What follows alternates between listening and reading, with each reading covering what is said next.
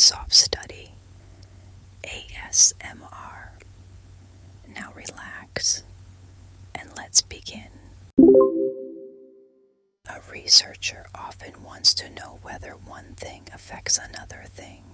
The thing the researcher changes is called the independent variable.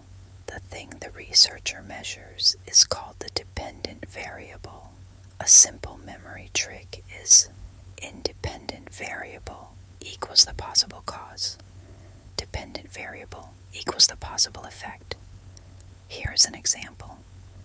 A researcher wants to know whether studying with music affects memory. One group studies with music. Another group studies without music. The independent variable is a study condition, music or no music. The researcher changes the study condition. The dependent variable is a number of words each person remembers. The researcher measures memory. So the independent variable is what changes. The dependent variable is what is measured. Now let us look at confounding variables. A confounding variable is another factor that could explain the result. A confound makes it difficult to know what really caused the outcome. Go back to the music and memory study. Imagine the music group studies for 20 minutes. The no music group studies for only 10 minutes. The music group may remember more words, but we would not know whether music helped or whether the extra study time helped. Study time is a confounding variable. It gives another possible explanation for the result. The researcher should try to keep other things the same. For example, both groups should have the same study time, the same instructions, and a similar testing environment. This makes the comparison fairer. Now let us look at a control condition.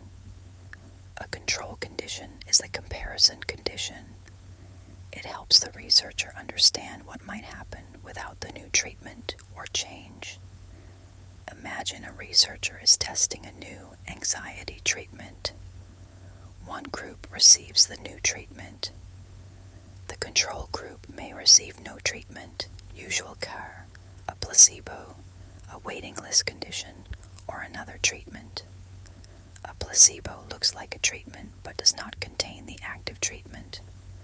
For example, in a medication study, a placebo tablet may look like the real tablet, but contain no active medication.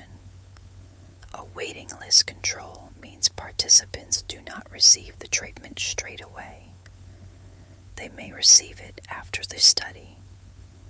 The control condition gives the researcher something to compare with the treatment condition. Without a comparison condition, it can be difficult to know whether the treatment caused improvement. People may improve over time for other reasons.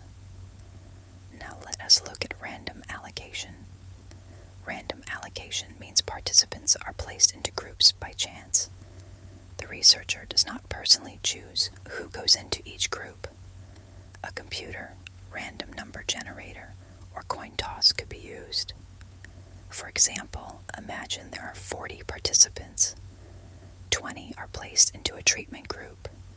20 are placed into a control group. Random allocation decides who enters each group. Why is this helpful? Before the study begins, participants may already differ. Some people may be older. Some may have more severe symptoms. Some may have better memory. Random allocation helps spread these differences across the groups. It reduces the chance that one group starts off very different from the other group. It does not guarantee perfectly identical groups. It simply makes major group differences less likely. This makes the comparison fairer.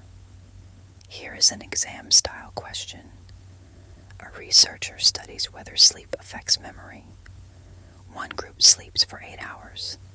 Another group sleeps for 4 hours. Both groups complete the same memory test. What is the independent variable? The independent variable is the amount of sleep, 8 hours or 4 hours. What is the dependent variable? The dependent variable is the memory test score. What could be a confounding variable? A possible confound is caffeine use. If one group drinks more caffeine, caffeine might affect memory scores. Why would a control or comparison condition help? It gives the researcher another group to compare with. Why would random allocation help? It reduces the chance that the groups are different before the study begins. The independent variable is what the researcher changes. The dependent variable is what the researcher measures. A confounding variable is another factor that could explain the result. A control condition is the comparison condition. Random allocation means placing participants into groups by chance. Remember, change equals independent variable. Measure equals dependent variable. Another explanation equals confound. Comparison group equals control condition. Chance placement equals random allocation. Now relax, and I will see you in the next lesson.